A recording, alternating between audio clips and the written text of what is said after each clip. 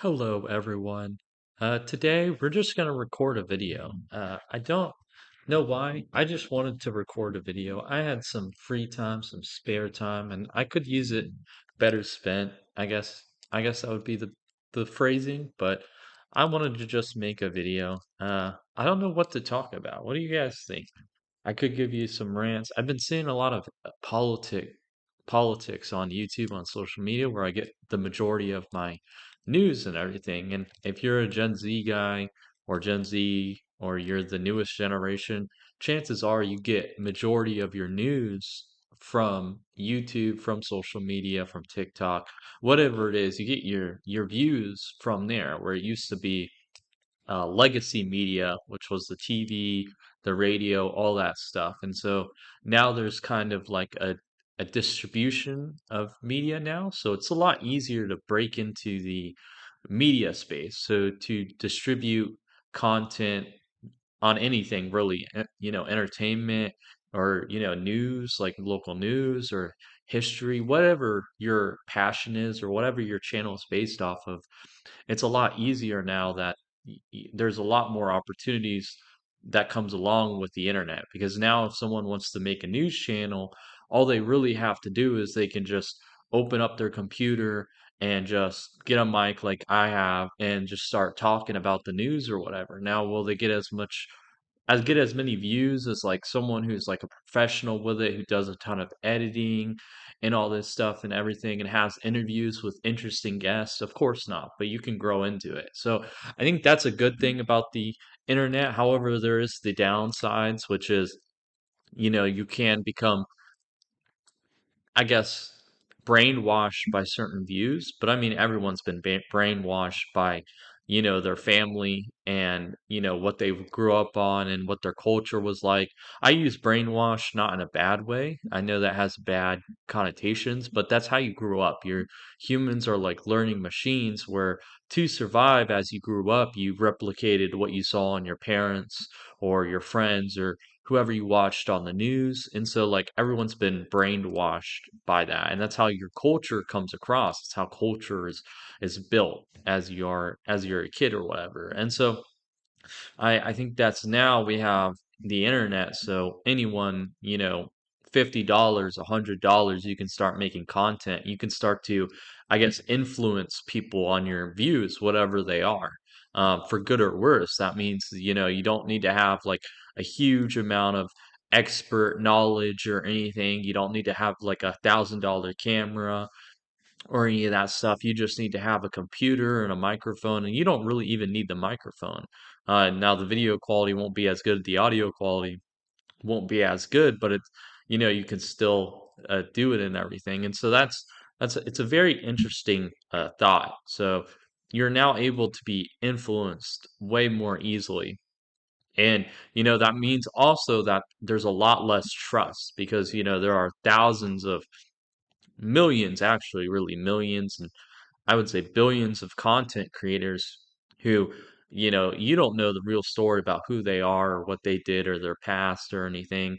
And, you don't even know if they have authority in whatever field or content they're talking about. And so that kind of becomes, it's harder to find, people that you generally not connect with, but like you admire, that you would follow and listen to their advice.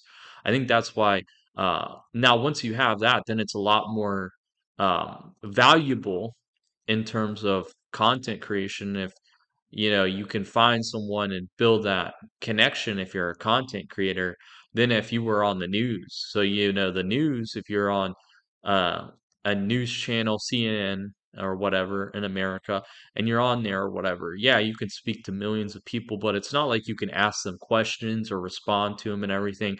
So I think social media, more specifically YouTube, which took up most of the traffic from TV, television, and the radio and everything, the old legacy media, and it kind of transformed it. So now you don't have as big of an audience, but you're able to interact more with those audience. So you're able to influence them more in a way because you get to know them a lot better. And I think it's the same thing with like podcasts. And I think that's a big reason why Trump won the presidency, is he went on these podcasts and everything.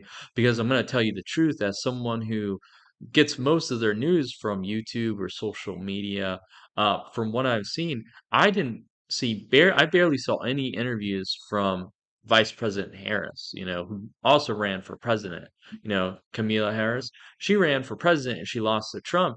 And, I never saw her on any like podcast or any type of social media or YouTube, or I barely saw her. And like that was a problem because I've been reflecting on it, and it's been a topic on some videos I watched. Is majority of the younger generation, Gen Z and younger, but also like millennials, who are a little bit younger than me, like 10 years older than me, they also, they also get a lot of their news from social media. So, I think that was a failure of her campaign, and I know a lot of people have said that. But, I think if you on Joe Rogan, if you went on Joe Rogan like Trump did, like the vice president, the now vice president, what's his name? Oh, I forgot his name.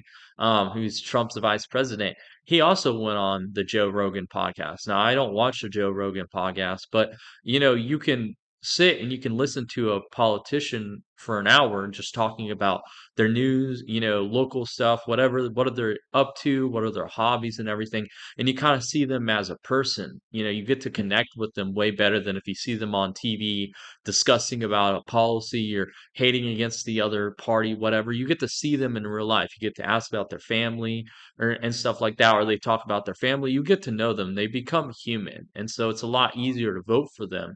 Um, and so I just wanted to talk about that. I think that's a good thing. We're starting to see that. We're starting to see that revolution. People have been talking about that, how YouTube is going to take over the news and all that stuff.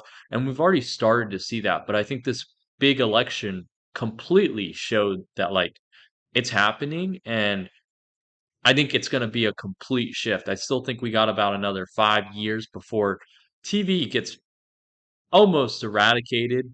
I would say in terms of influence, they'll still be around because like older people like to watch TV, and they still have like a ton of millions of views if you're on like the popular TV shows.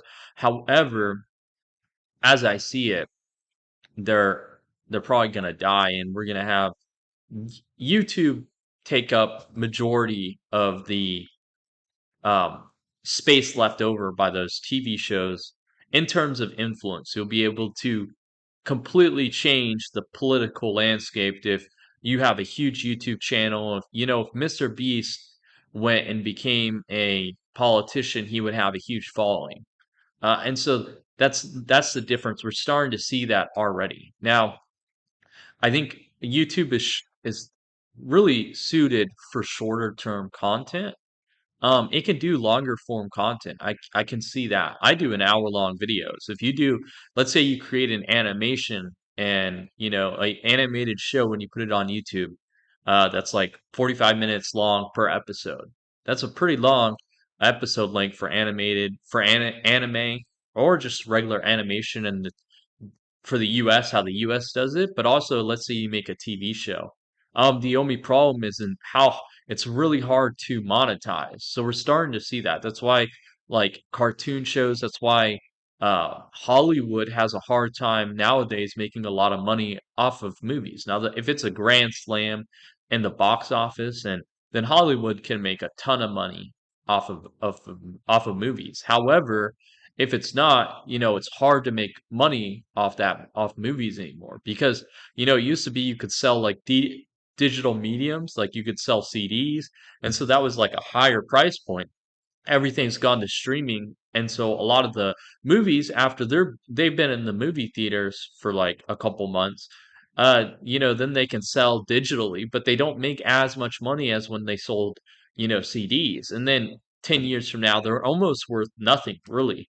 And that's just a part of the landscape now that the internet has come along, because it's completely transformed how movies are and mediums of content are, transferred to people. And so it's a lot cheaper for that. So the problem is the cost to make all of these movies, all of the animes. If you look how much animes cost to make, how much, that's just animes. If you look at movies and everything, the cost to make them haven't gone down. And there are a couple different problems with that. With like anime and with like animators, from what I know, they're paid like crap. They work like slaves and they gain barely any money. They're basically slaves, and they do it because they love anime. They love anime, animating figures, all that stuff and everything. And so that's another thing. But with Hollywood, they pay actors tons of money. But also they spend a ton of money on promotion and everything. So it costs a ton of money for these movies and all that. So I don't know how that works with YouTube. The way to monetize is with ads, but ads are only so much unless you get billions of views on a video or millions of views on a video. Otherwise it's really hard to fund stuff with ads. If you get, let's say you make a movie that's like an hour long and you post it on YouTube, because YouTube, you can post like 9-hour videos. It just takes a long time to upload, but once you do, it's done. But you can do like 9, 20. I don't know what the exact limit is, but let's say you make a movie, however, you don't gain a lot of traction. And so maybe it costs you millions of dollars to make this small movie, but let's say you only get 10,000 views, and then it's a crap show. Ads won't be able to cover it. You can like do sponsorships, you can sell, stuff on the side, but it's a big risk. And Hollywood is already a big risk no matter what. Making movies is a risk, all that stuff. So, maybe not, but I'm hoping with the rise of AI, it'll be better for like movies and animation. And I know that means a lot of animators will be out of a job. I think they'll have to transition to creating their own animes with AI because it'll be a lot easier. So then there'll be a lot more anime. However, we'll have crappy animes, we'll have really good animes. It'll be hard later on. Maybe in the beginning it won't be so bad, but 10 years from now, with these AIs, there'll be billions of anime or whatever. And then it's going to be really hard to like stand out as an anime. It'll become like the books, what books are right now. Because if you go on Amazon, it's really hard to stand out if you're an author, let's say for fiction on Amazon, to sell a ton of books because there are just so many books. And so I could see that. But in the beginning, that won't happen. But 5, 10 years from now, I can see it. Now, for YouTube, for shorter content, let's say from 5 minutes to an hour long, like what I do, I can see it affecting it, but I don't think it'll affect that much.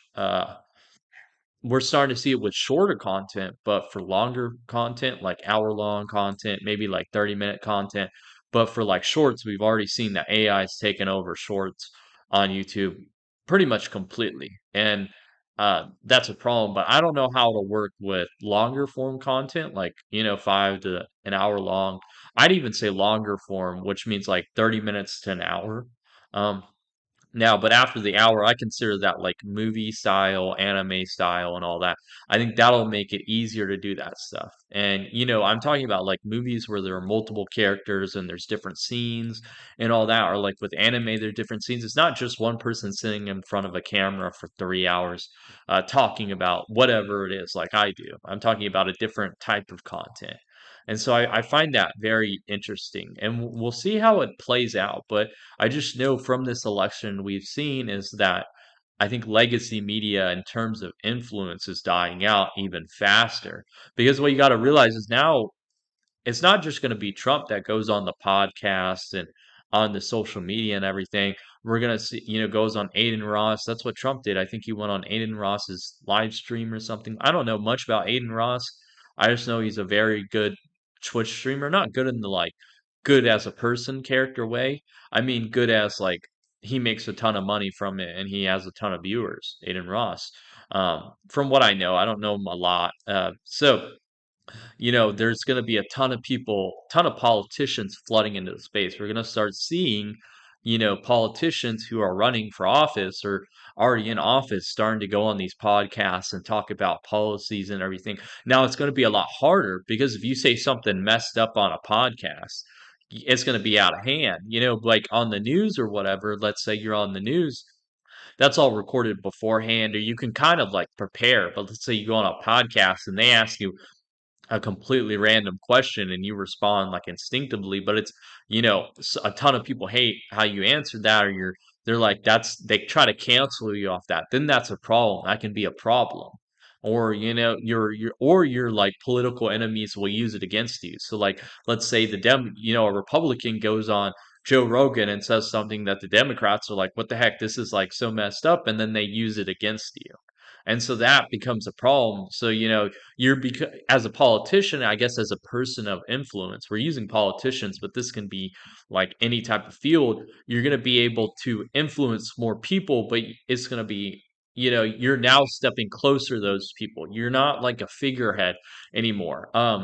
I guess from what the books I've read, so I've read the book by Robert Greene called The Art of Seduction. Okay. And in that book, he talks about the different styles of seduction. And when he mentions seduction, I want to mention this. He doesn't mean it like trying to find love. That can be part of it, but also it's a part of like influencing people. He calls it seduction. He talks about different speakers who use the art of seduction, or these different methods that he gives in the art of seduction as, a way to gain power. Like Hitler was the basic example. Like Hitler, for even though he was a madman, like you can't deny that he was a madman. But I can get into reasons on that, but I won't in this video. However, he was a very good speaker, and that's one of the I would consider that the art of seduction. That's one of them, one of the arts of seduction. And so one of the seduction styles in the book is the star, which is basically a person who is, has everything going for them. But the star really is the personality of the celebrity, where, they have a ton of fans, but those fans aren't really close to them. So you think they're close to them. So let's say like Taylor Swift has a ton of fans and they love her and everything. But like it's a parasocial relationship. It's between them, the fan, and what they imagine Taylor Swift is actually about. So what Taylor Swift is in the daily life or whatever, and they have all these, beliefs about Taylor Swift, how she is and everything. And so that's like the style of the star. Okay. They're like the bright star, like the sun. Like they're like the sun, I would consider it more than the star. Like you want to get close to them, but you don't want to get too close to them, otherwise they'll burn you. And so that's what I consider that. And so, but that's what politicians, a lot of them are. But over the last 100 years, we've started to see politicians become more and more interconnected with the people who vote for them, who put them in power. Because, for example, 100, 200 years ago, if you were like a noble, let's say even further back in the old days, you were a noble, your beliefs, what your policies were, I consider them policies. They weren't policies. I don't even think that word existed back then. But like what you did with the kingdom you ruled over, your kingdom, like maybe they're not an actual king, but the power they had over their serfs or whatever, what they did with it, the serfs didn't know anything about. They didn't have any power. They never talked to the noble or whatever. If it did, they were probably in big trouble, or they were fearful that the noble will kill them or whatever, because they have no power. But over the last, 100, 200 years, and with democracy, the rise of democracy over time, because, the Greeks had democracy, a form of it, direct democracy, instead of being like a republic like we are, who elect representatives. They were direct democracy, but democracy wasn't really big back then. We have Athens and everything, and the Greeks for part of their history, but Rome wasn't that for a while. They were a little bit, but not always. And so, like, and that was only parts of civilization, different civilization. That wasn't the whole world. But nowadays, majority of the world, I would say, is democracy. The Middle East isn't, Russia, China, a couple others, but majority. I mean, Russia voted in Putin, so however, he's taken over completely control. So in the shadows, he's really not you know, Russia's not really a democracy anymore. It's like run by the oligarchs, and then Putin's above them because he has military power, so he can shatter their. Basically, how Putin runs is he has military power. He has complete military power. However, the oligarchs are like the nobles to the king. So he needs them to run the economy and all that stuff. If he kills them, he can elect another person. But there's chaos in the short term if he kills all of them. Maybe if he kills one or two, like he's done before, it's not a big problem. He can find someone. But if you kill all of them, then there's going to be chaos as the lower people, not in a bad way, but just the other people in Russia try to rise up to the oligarch status, and they fight over and everything. There's going to be short term chaos over, in Russia. And right now, with them in the war against Ukraine, that he can't afford that. And so, but when he was elected, I would say a little bit elected as president. I could be wrong on that. I don't know much history about Russia. I know a little bit, but not much. Now he did have support from the oligarchs, and we know he bombed that hotel that building that rose him to power. It was a false flag operation, from what we know. Don't quote me on that. Anyway, I don't want to talk about that. So over the years, 100 years, 200 years, political figures have gotten closer to their incumbents, the people who vote for them. And even with TV, they've been closer. We get to see them more. They're not just shadowy figures that um, vote for our who make decisions for the rest of society, at least in America. And so we're starting to see that even more. And with YouTube, it's going to be even more. So I think long term, we're going to have YouTubers who become politicians. Um, you know, I think we'll have someone who will want to make change. If Trump can't do it, I said Trump has a chance of changing America for the better, reviving the dead empire. But it's only a small chance, and I don't think Trump will be able to do it. However, we could see with a YouTuber who has mass influence, let's say Mr. Beast, and he sees the way America's going, and he wants to completely change it, and so he runs for office, and we start to see that. I could see that, but it doesn't have to be Mr. Beast, but someone of influence.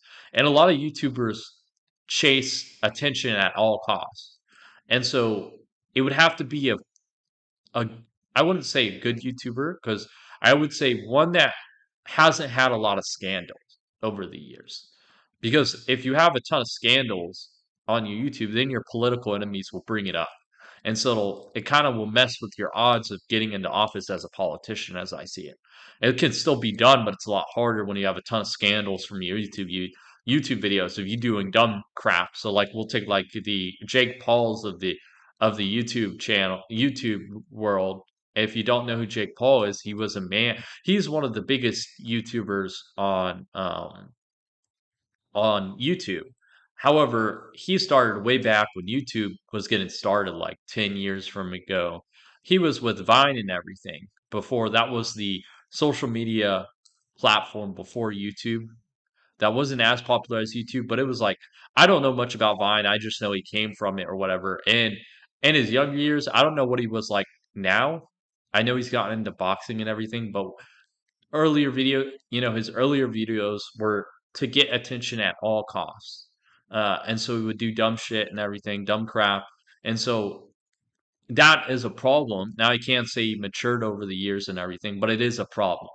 And so I see that. So I understand. So probably over the next, I would say the next couple of years, we're going to see ton of politicians, a ton of people of influence jumping into the podcasting, the YouTube, and not so much for the money, but for the influence it provides. Because if you have some amount of influence on society, let's say you have 1 million subscribers, if something happens to you, it's almost people are going to go searching for you. So it's almost like you have a barrier of protection against the outside world. So, like, for example, Taylor Swift, when she had her record deals, and I know I'm going to get a lot of hate from like Taylor Swift fans if they ever see this, she was able to get out of her record deals with the person who had bought her record deals because her fans made up such a big fuss about it. So whether you agree with Taylor Swift's actions or whatever, she was able to do that because she has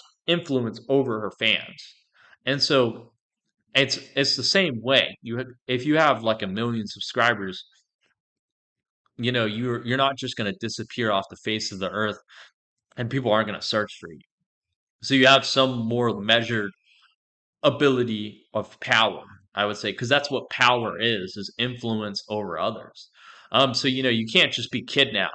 I mean, you can still be kidnapped and everything, but the person who does it has to take the risk of people finding out, people searching for you, all that different stuff. It's fine if you're like China or whatever, but China's a huge government, has a ton of power and everything, but like if you're the average Joe and you want to kidnap someone, let's say you're a fan of whoever it is and you want to kidnap them or whatever, it's going to be a lot harder because people can trace you and there's more people interested in finding that person compared to if you're an average Joe off the internet or anything. Just look at that basketball player who smoked weed in Russia. I think it was Russia or whatever, and she was like famous or whatever. And then the US and Russia had a prisoner deal and she got off. She got taken back to the US in exchange for Russian prisoners. But if you were the average Joe, the average US citizen, I doubt that would happen because the US, as you're a citizen of the US, this is how it works. You get some level of protection from other states. So if you're kidnapped in another state, or not another state, but in another country or whatever and everything, then you have some level of protection. And it's just you kidnapped. We're not talking about some terrorist holds a whole hotel of American citizens hostage. We're just talking about you. And she, the famous basketball player, and people were annoyed about it and everything.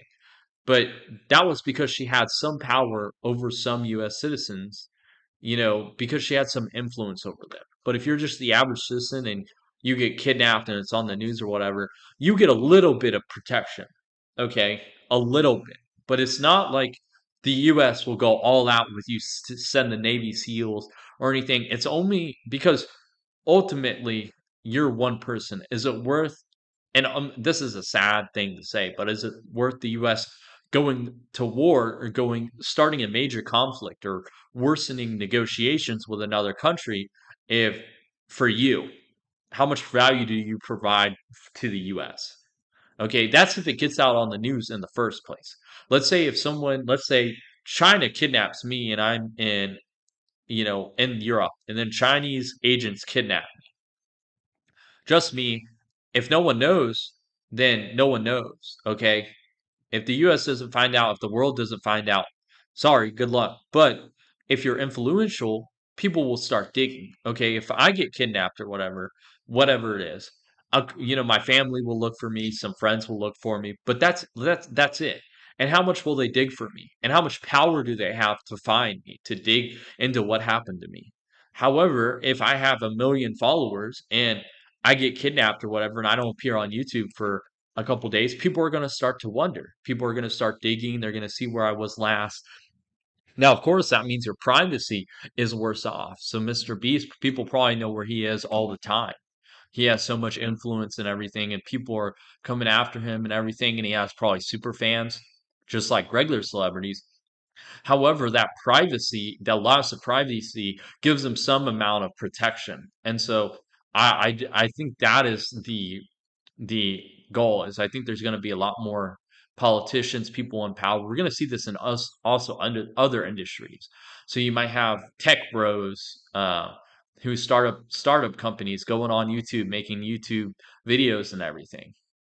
And so I think that's a very interesting topic for this video. And so I think that's one of the main reasons I made this video series or for this channel, this YouTube channel. It's not just, to document my life and everything. I will admit that, but one of the side effects is I gain more influence and power in society. And so that means I can't be walked over. If someone I've mentioned this before, but let's say in like my really old videos, but what if a really rich person crashes into my car, let's say, or like beats me up on the side of the road, I can go to the police, but like, what's going to happen to that person? They can probably pay me off. Um, they can get away with it. They can go to court, sue me for slander, even though I will win the court case, but it'll take years for me to fight off that court case. And eventually I'll have no money for lawyers or anything.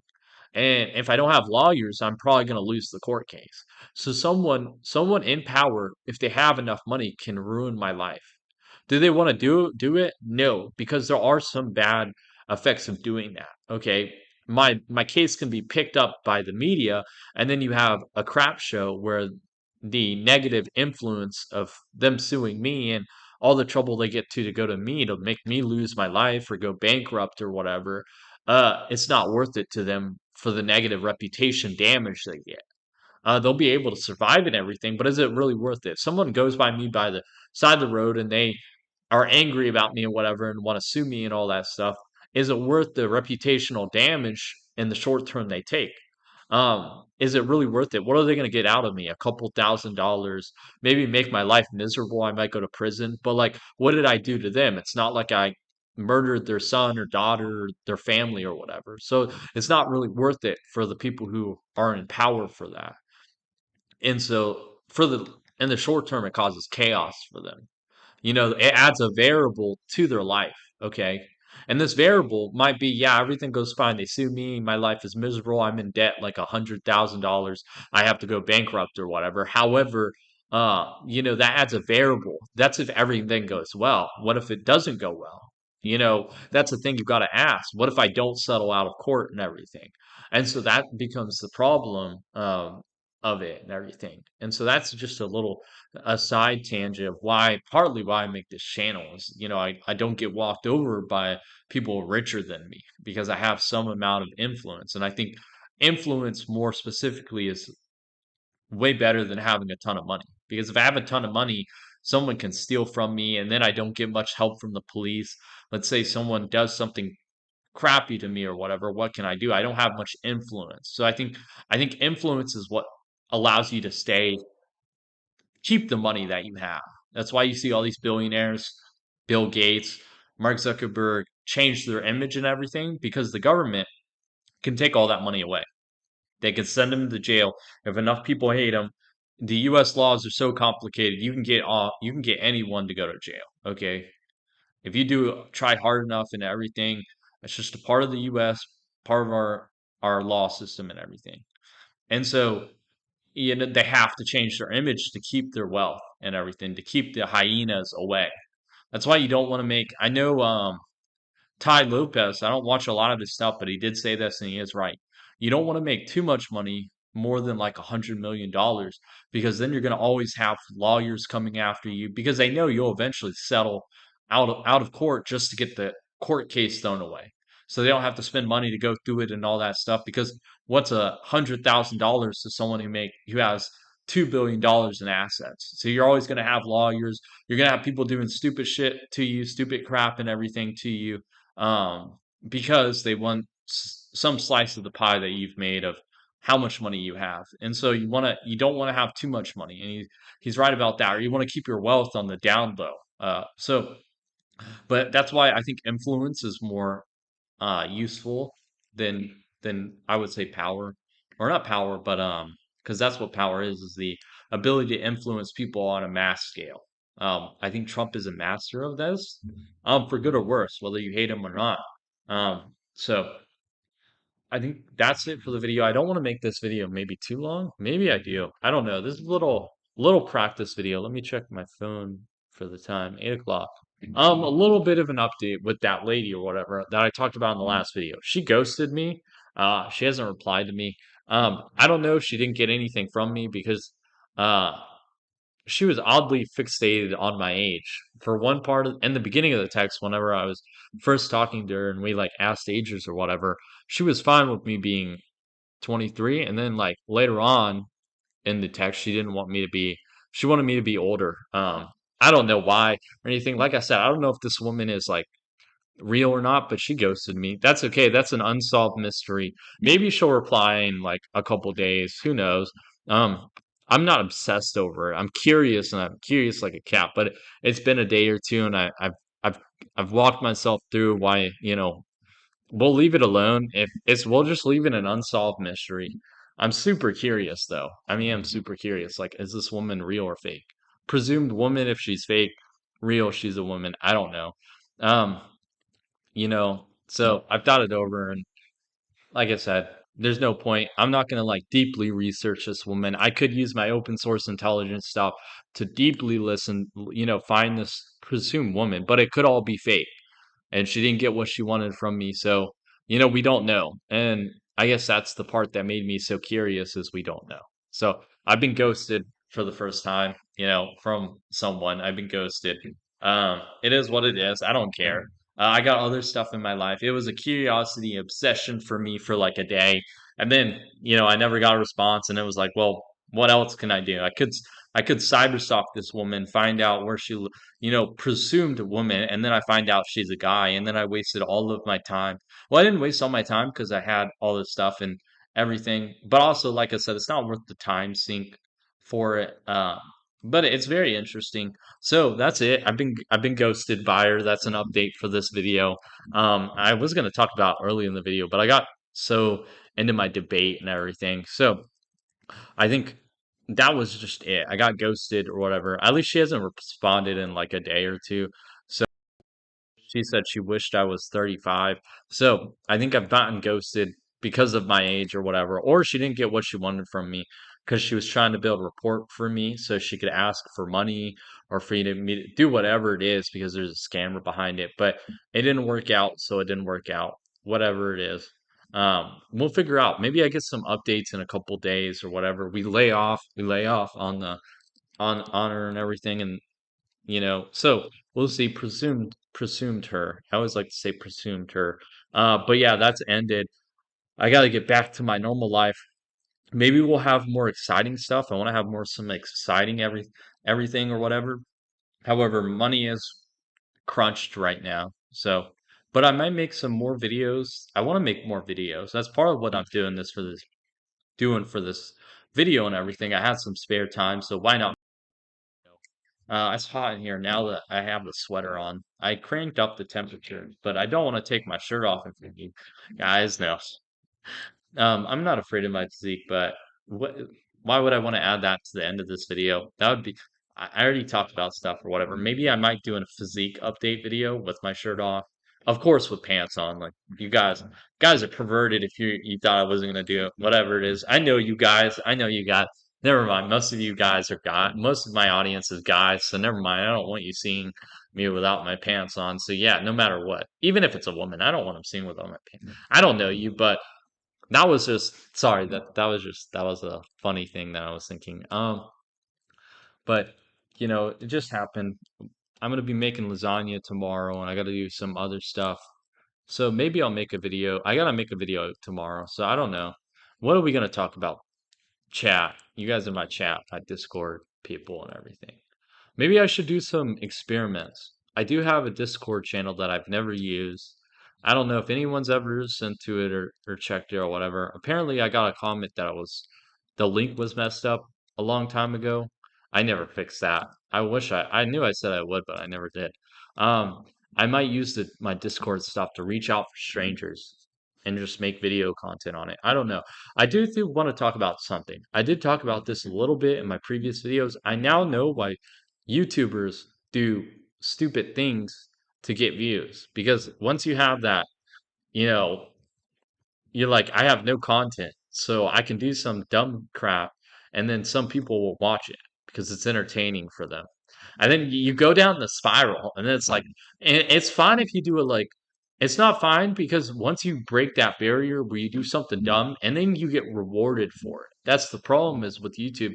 You do something that's out of the ordinary, that's bad or whatever, controversial, you get views. And then you start to play into that role where you do more because you're rewarded for it.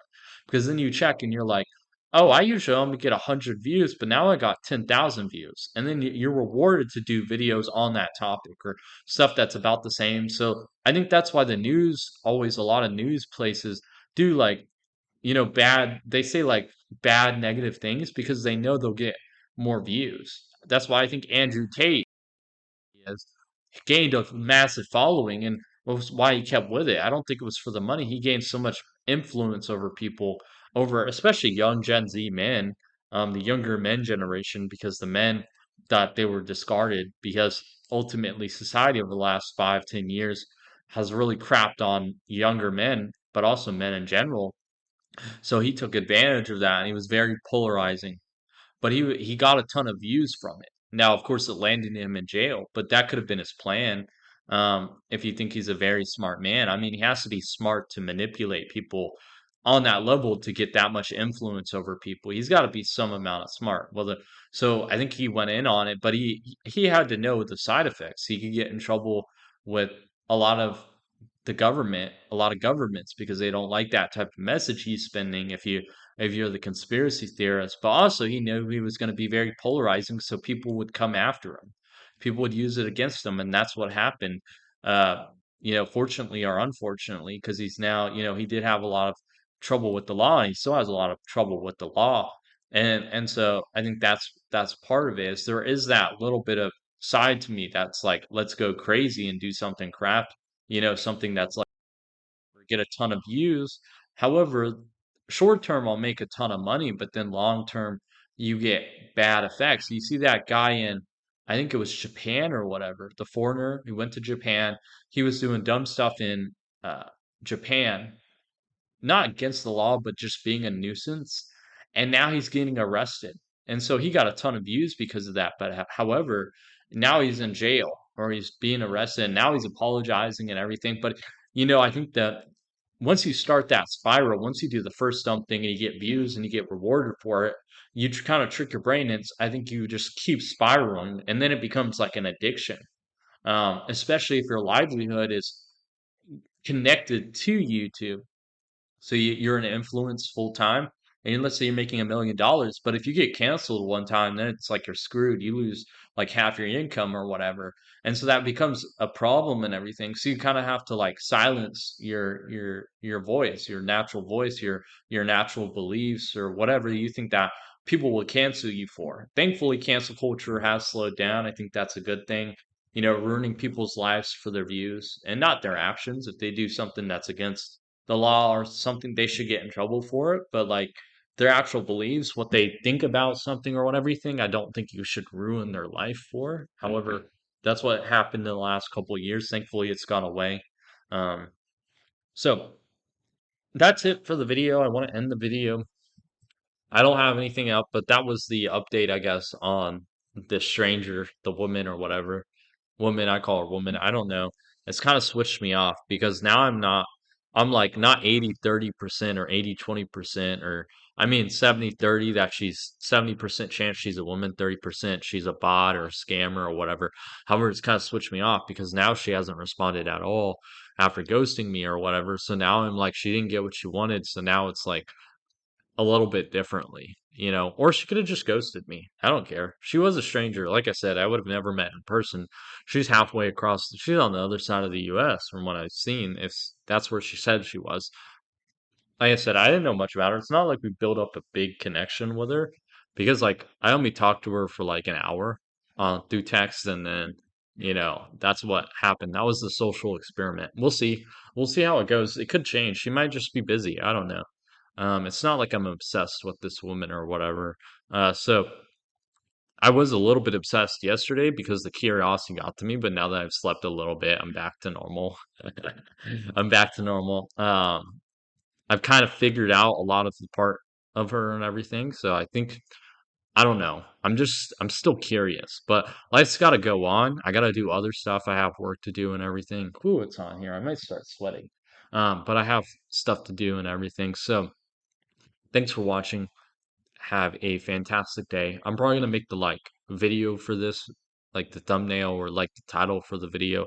Probably like how politicians are getting closer to people or how podcasting, how YouTube's gonna blow up after the election. We'll see how it goes. So thanks for watching, guys. My thumbs, the band-aids partly come off. Um, glue on me and everything. Yeah, put it back. Sorry, I gotta finish the video.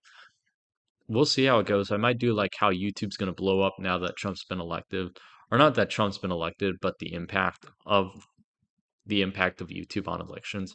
We'll see how it goes. Thanks for watching. Goodbye. Have a fantastic day, fantastic week. I'll see you guys tomorrow. So not a fantastic week, fantastic tomorrow and today. But it's almost the end of the day. It's 8 o'clock pretty much. So have a fantastic day. I shall see you tomorrow. I don't know what the video is going to do. I moved back and forth my microphone and everything. So that's it. I'll see you guys tomorrow. I got to do the rest of my skincare because I made this video after I was pretty much almost all the way through my skincare. Um, there is a thing I want to talk about. I've noticed that when I eat like sandwiches and stuff and I don't have actual meals like lasagna or anything like that, if I make cheese grits, I also gain weight. Um, the main side effects is this. If I'm eating peanut butter sandwiches, I've figured this out. My body can't regulate itself. Because if I eat sandwiches, I eat a ton of sandwiches. And 3 or 4 hours, I'm hungry again. And my stomach is grumbling. So I have to eat more sandwiches. So I massively overeat. So I end up eating like 2 loaves of bread. And I know this was a thing. I also gain weight rapid. So it's not like I'm a fat burn, so it's not like naturally genetics wise, I lose a lot of, I don't gain weight a lot. That's part of it. Another part of it is because I eat a lot of protein, I actually don't need as much food. However, if I'm eating peanut butter sandwiches with bread and peanut butter, my body can't regulate itself effectively. So I'll have to eat like 14 sandwiches, and that's like 2,000 calories, but it doesn't feel like 2,000 calories if I eat burgers or if I eat lasagna or something like that. And so naturally, I think that's a tip for you guys. If you and I've said this before in my fast food, how I ate fast food for 2 years and gained muscle, lost weight. I think it was I went up to 150 pounds and then lost 10 pounds of fat.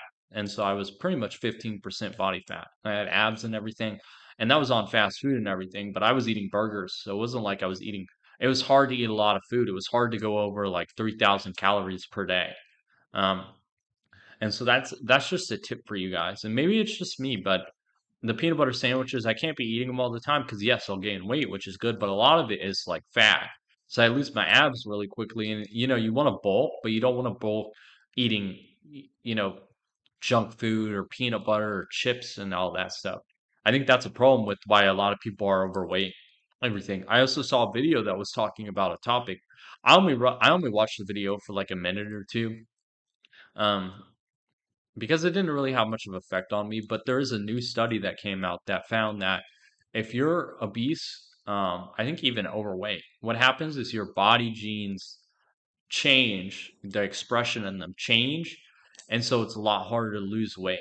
And that's why I think it's like the study showed that like 10% of people who are obese, I don't know about obese, overweight, but obese, 10% the weight off. But a lot of them of the obese type, they lose weight and then they gain it back on in the next. So over like 10-year period, they found that, or it was like 3 or 4 years to 10 years. I glanced at it really quickly. I didn't actually look at the research paper, so I'm not 100% how good the study is. But over a long enough period of time, most people gain the weight back, and it's because your gene expression changes. So you have to lose weight and you've already gained all that weight, you have to, it's a lifetime choice. You can't just decide for like 6 months, I'm going to lose weight and then go back to eating the way I was. You have to make long term decisions and lifestyle changes to overcome that, overcome your gene expression. I just want to look at if they looked at the gene expression of the people who had weight loss long period of time. Let's look like 20 years. That would be a hard study, but you look at 20 years, you look at the people who lost the weight for the long term, like 10 years long term. Did their gene expression change back? And I'm curious is can the same be applied to like other qualities like intelligence, like IQ or other stuff? We'll have to see. So that's it for the video. Have a fantastic day. Thanks for watching.